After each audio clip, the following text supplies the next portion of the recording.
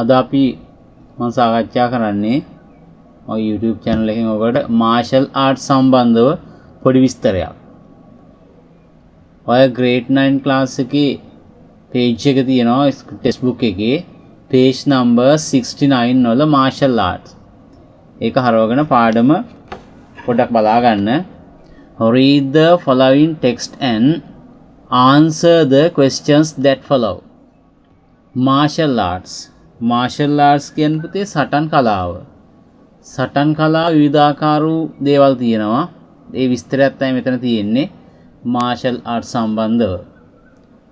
Martial arts is a form of combat, a traditional form of art found among different nations in different styles.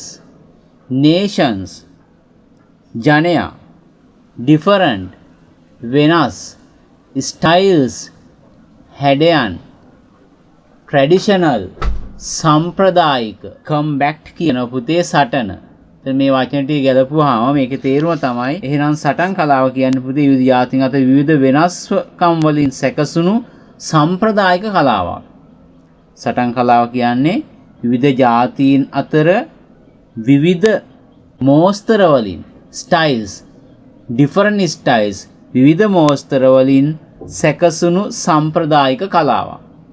උදාහරණයක් බෲස් ලී එයා විසින් තමයි ගොඩක් දේවල් නිර්මාණය කරගත්තේ.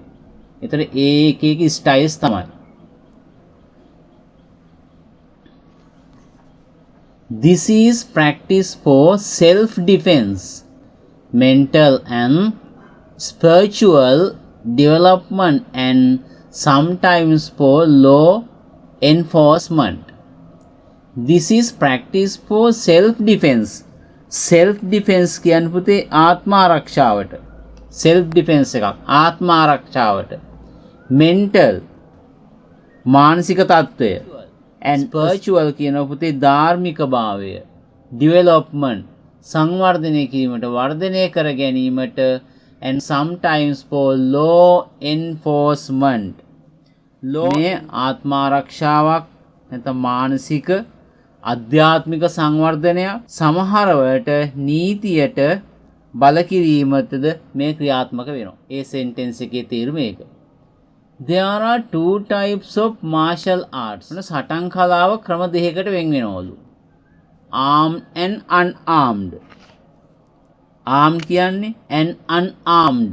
සන්නද්ධ නැත්නම් ආයුධ වලින් සමන්විත සහ නිරායුධ ආයුධ නොමැතිව කරන සටන් කලාව. ඔයගොල්ලෝ දැකලා ඇති අත් දෙක කකුල් දෙක භාවිතා කරලා කරන සටන් කලා තියෙනවා. ආයුධ භාවිතා කරලා කරන සටන් කලා තියෙනවා. ඒ නිසා මේක කොටස් දෙකයි පුතේ. There are two types of martial arts, armed and unarmed. In armed martial arts, weapons like swords, shields and daggers are used. weapons සඳහා භාවිතා කරන sword කඩු, shield කියන්නේ පලි, අර කඩුවෙන් ආරක්ෂා වෙන්නේ අන්නේ පලි. and daggers කියනවා කිරිච්චියට නැත්තම් කොට කඩුවකට කියන්නේ daggers කියලා. daggers කියන්නේ කොට කඩුවක් නැත්තම් කිරිච්චියක්. මෙන්න මේවා තමයි ආයුධ වශයෙන් භාවිතා කරන්නේ. However, kicking and punching are commonly used techniques in both armed and unarmed combat. කෙසේ වෙතත් kicking පයින් ගැසීම, punching අතින් ගැසීම are commonly used techniques in both armed and unarmed combat. කොහොම වුණත් පයින් ගැසීමයි අතින් ගැසීමයි තමයි වැඩිපුරම භාවිතා වෙන්නේ සටන් කලාවකදී. styles and techniques ශිල්පීය ක්‍රම, styles මෝස්තර. ඔයගොල්ලෝ දැක්කද කුන්ෆු කියන සටන් කලාව ගත්තොත් ඒක මම පුතාට පික්චර්ස් වලින් පෙන්නන්නම්. styles and techniques used in martial arts are depending on the application and intention. intention කියන්නේ පුතේ අරමුණු, application කියන්නේ භාවිතා කරනවා. එතකොට මේ සටන් කලාවේ මෝස්තර හා ශිල්පීය ක්‍රම භාවිතය කරන්නේ අරමුණක් සහ එයාලගේ භාවිතය අනුව. ඒ කියන්නේ භාවිතය අනුව සහ අරමුණක් අනුව මේ සටන් කලාව වෙනස් වෙන්න පුළුවන්. ඒ ශිල්පීය ක්‍රමත් එක්ක එක එක අය එක එක ආකාරයේ හදාගෙන තියෙන මේ සටන් කලාව ශිල්පීය ක්‍රම භාවිතා කරමින්. For example, උදාහරණයක් ලෙස today many young women learn martial arts for self defense while some turn to it for mental and spiritual development as well as for physical fitness. දැන් අද වෙනකොට කාන්තාවන් විශාල වශයෙන් මෙන්න මේ සටන් කලාව ඉගෙනගෙන තියෙනවා. හේතුව තමයි self defense, තමන්ගේ ආත්ම ආරක්ෂාවට වැඩියෙන්ම මානසික mental අධ්‍යාත්මික සංවර්ධනයට සහ ශාරීරික යෝග්‍යතාවයට ඇඟ හැඩ කරගන්න විවිධාකාර සටන් කලා භාවිතා කරන එක්සයිස් පුතේ. ඒ ව්‍යායාම් කිරීමෙන් ඇඟේ තියෙන ශක්තිය වැඩි වෙලා ඇඟේ තියෙන රෝග නැති වෙලා ඇඟ හැඩවීමට භාවිතා කරන ගොඩක් අය. ඒකත් එක්කම self defense එකක් තමන්ගේ ආත්ම ආරක්ෂාවටත් මේක ඉගෙනගෙන තියෙනවා දැන් කාන්තාවන් අද වෙනකොට. ජූඩෝ, මේ තියෙන ජූඩෝ, boxing, උත්තර වෙනවා මෙන්න boxing,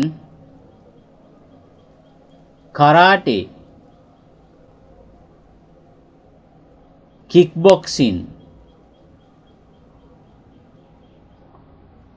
taekwondo කියලා taekwondo කියන මේක තියෙන taekwondo same and ඕගොල්ලෝ ආසම ක්‍රීඩාව wrestling. මේ ක්‍රීඩා ටික වන්න judo, boxing, karate, kickboxing, taekwondo and wrestling are some forms of different types of martial arts. අන්න විවිධාකාර වූ සටන් ක්‍රම. අනංගම්පොර or Angam is known as the indigenous fighting art in Sri Lanka. අංගම්පොර හෝ අනංගම්පොර ආදිවාසීන්ගේ ඉඳලම ශ්‍රී ලංකාවේ සටන් කලාවක් ලෙස පැවතිලා තියෙනවා. It is believed to have a history which dates back to more than 33,000 years. ඒට අවුරුදු කොච්චරද? 33000ක ඉතිහාසයක් ඇති බව විශ්වාස කරනවලු. කොච්චර කාලෙකින් ඉඳලා මේක ඇවිල්ලා බලන්නකො. අවුරුදු 33000කට ප්‍රථමයෙන් ඉඳලා මෙන්න මේ සටන් කලා දෙක ඇවිත්. This art is said to have originated from a Yaka warrior. Yaka warrior කියන්නේ යක්කා කියන නැමැති රණශූරයෙක්. warrior කියන්නේ රණශූරයට. යකා කියන නැමැති රණශූරයගෙන් තමයි මේක පැවතුනා කියලා විශ්වාසයක් තිබෙන්නේ. ඒකයි යකා warrior කියලා කියන්නේ. යක්කා කියන රණශූරයෙක් තමයි මේක පටන් අරන් තියෙන්නේ. Ancient kings had used this form of fighting art to protect the nation. පුරාණ රජවරු ජාතිය ආරක්ෂා කිරීම සඳහා මෙම සටන් කලාව භාවිතා කරලා තියෙනවලු. පුරාණ රජවරු ජාතිය ආරක්ෂා කර ගැනීමට මේ සටන් කලාව භාවිතා කරලා තියෙනවා. Angam can be divided into 3 sections. Angam කොටස් 3කට වෙන් වෙනවලු. අංගම් කියන ක්‍රීඩාව සටන් කලාව කොටස් 3කට වෙන් වෙනවා. අන්ගම් පොර, ඉලන්ගම් පොර and මයාන්ගම්. ඔන්න අංගම් පොර කොටස් 3. අංගම් පොර, ඉලන්ගම් පොර සහ මයාන්ගම් කියන 3කට තමයි අංගම් කියන ක්‍රීඩාව වෙන් වෙලා තියෙන්නේ. සටන් කලාව වෙන් වෙලා තියෙන්නේ. It has been the traditional practice of the Guru. It has been the traditional practice of the Guru to impart Angam knowledge and its secrets only to his most faithful and trustworthy students. It has been the traditional practice of the Guru to impart Angam knowledge and its secrets only to his most faithful and trustworthy students. මෙතන කියන්නේ පුතේ විශ්වාසවන්ත හා විශ්වාසවන්ත සිසුන්ට දැන් ගුරුවරයෙක් යටතේ ඉන්නකොට දරුවෙක් ඒ ගුරුවරට විශ්වාසවන්ත සිසුවෙක් ගොඩ නැගෙනවා. එක්කෙනෙක් හෝ දෙන්නෙක් හෝ කීප දෙනෙක් වෙන්න පුළුවන්. ඉතින් මෙන්න මේ ක්‍රීඩාව රහසයි. ඒ රහස දෙන්නේ අන්න ඒ විශ්වාසවන්ත දරුවෙකුට එයාගේ තියෙන සියලුම රහස් ටික ඒ දැනුමත් එක්ක ලබා දෙනවා. පරිමෙන් ලබා දෙනවා. ඒ ගුරුගේ සම්ප්‍රදායික සිරිත. ඒ උගන්වන ගුරුවරයාගේ ගුරු කියන්නේ යාට. ඒතර එයාගේ සම්ප්‍රදායික ට්‍රැඩිෂනල් ප්‍රැක්ටිස් එකක් ඒක. සම්ප්‍රදායික සිරිත තමයි කාලයක් තිස්සේ එයත් එක්ක මේ ක්‍රීඩාවේ නියැලෙනකොට එයාට විශ්වාසවන්ත කෙනෙක් හෝ කීප දෙනෙක් ගොඩ නැගුණොත් එතනොත් තෝරගන්න විශ්වාසවන්ත කෙනෙක් හෝ දෙන්නේ. තෝරගෙන අන්න එයාට මෙන්න මේකේ තියෙන රහස් මේ ක්‍රීඩාවේ තියෙන රහස් දීම සම්ප්‍රදායික සිරිතක්. එදා ඉඳලා පැවතාපු දෙයක්. කොයි දෙයක්ද එහෙමනේ? මැජික් ඉගෙන ගන්නවා නම් මැජික් කාර්ය පිටිපස්සෙන් ගියාට එයා නිතරම එයාගේ සියලුම රහස් ටික දෙන්නේ කාලයක් තිස්සේ එයා ගාව වැඩ කරලා එයාට ආවතේවකම් කරලා එහෙම ගත්තොත් එයාගේ විශ්වාසවන්තභාවය රැකුණොත් තමයි ඔයාට ඒ දේ හම්බ වෙන්නේ.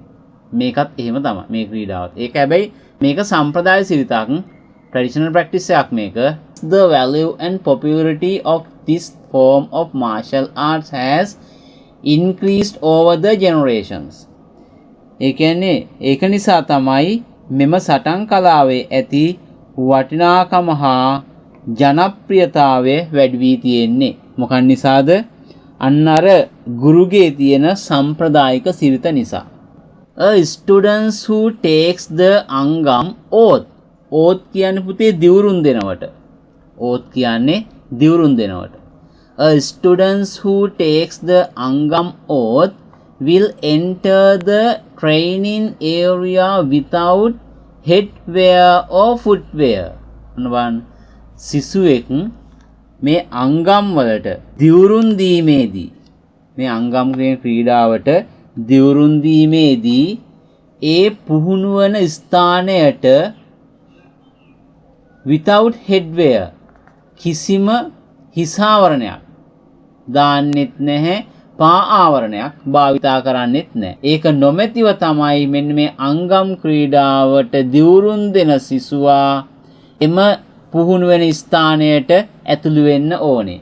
It is considered as a secret space made of fine a secret place space අපුතේක. පාරිශුද්ධ ස්ථානයක්. ඒක නිසා ඒ ස්ථානය ඒ විදිහට තමයි තියාගෙන ඉන්නේ. පාරිශුද්ධ අවකාශයක් ඒගොල්ලෝ එතන තියෙන්නේ. Made of fine clay and ground coconut burr. බලන්න හදපු විදිය ඒගොල්ලෝ සිහින් මැටි වලින් සහ පොල් කෙඳි වලින් මිශ්‍ර බිමක් තමයි එතන තියෙන්නේ. However, කෙසේ හෝ the students are trained in different locations such as grasslands, beaches and even swamplands. Swamplands ඒ කියන්නේ පුතේ මඩ ගොහරු, grassland තනබිම්, beaches වෙරළවල්, වෙරළ තීරයන් සහ මඩ ගොහරු වල තමයි මේගොල්ලෝ ක්‍රීඩාව පුහුණු වෙලා තියෙන්නේ. It is a must for students of engage in breathing meditation to take his or her combat skills perfect. It is a must for a students to engage. ස්වෙකුගේ breathing එකක්, ශ්වසනය සහ meditation භාවනා කිරීමේ කුසලතාවයන් අනිවාර්යයෙන්ම සටන්වල කුසලතාවයන් පරිපූර්ණ කිරීමට මේ සටනේ ඇයගේ හෝ ඔහුගේ සටනක කුසලතාවය පරිපූර්ණ කිරීමට මෙයාලට අනිවාර්යෙන් හොඳ ශ්වසනයක් සහ භාවනා කිරීමක්ද ලබා දෙනවා. ඒක ශිෂ්‍යයෙකුට මේ දේ ලබා දෙනවා කියන්නේ ඔහු නිරෝගිමත් භාවයෙන් සහ එයා භාවනා යෝගීව ඊට පස්සේ එයා ඇත්තටම එයාගේ මනස තෘප්තිමත් වෙලා එයා මෙන්ටලි තෘප්තියක් ලබනවා. ඒක හැපුතේ මුලින්ම කිව්වේ මෙතනදී martial arts seeds come back to the traditional form, art found among different nations, different styles. මේ තියෙන්නේ self defense, mental and spiritual development. අන්න ඒ දේවල් ඇති කිරීම තමයි සිසුවෙකුට මේව කරවන්න දෙන්න ඕනේ. ඔක තමයි පුතේ පාඩමේ සම්පූර්ණ තේරුම. Right, okay. Goodbye children.